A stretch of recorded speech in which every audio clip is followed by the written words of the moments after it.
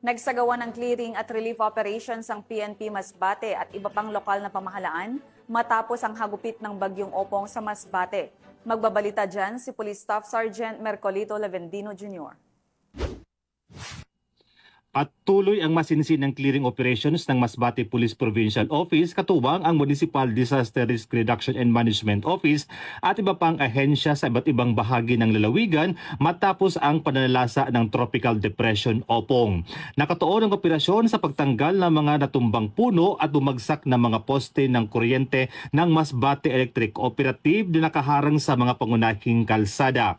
Ang mga sabagabal na ito ay nagdulot ng malaking banta sa kaligtasan ng mga motorista at pedestrian, bukod pa sa pag-antala ng normal na daloy ng transportasyon.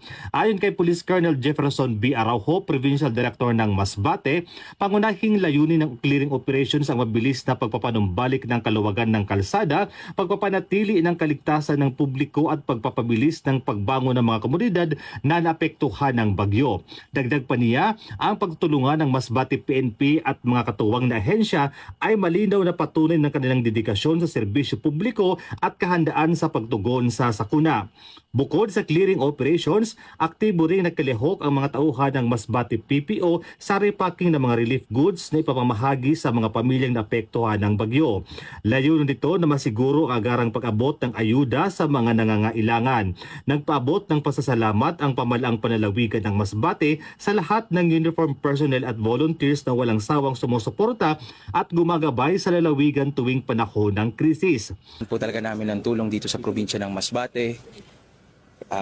Sa ngayon, nagro-road clearing po kami sa National Highway with the help of all the agencies ng national government and everyone here in the province. Nagtutulungan po kami para road clear, para madala po yung mga ayuda, yung mga food packs, yung mga serbisyo po ng gobyerno sa kanila. Samantala, nagpahati din ng suporta ang iba pang pamalaang panlalawigan kabilang ang provincial government ng Sorsogon sa pamumuno ni Governor Edwin Boboy Hamor. Nagpadala sila ng mga kagamitan para sa clearing operations tulad ng fire truck, heavy equipment at iba pang gamit na tumutulong sa pabilis sa pagtanggal ng debris at pagbubukas ng mga pangunahing lansangan. Tiniyak ng Masbate PNP na magpapatuloy ang kanilang mahigpit na koordinasyon sa iba't ibang ahensya at lokal na pamahalaan upang maghatid ng tulong at suporta para sa mga Masbatenyong lubos na naapektuhan ng kalamidad.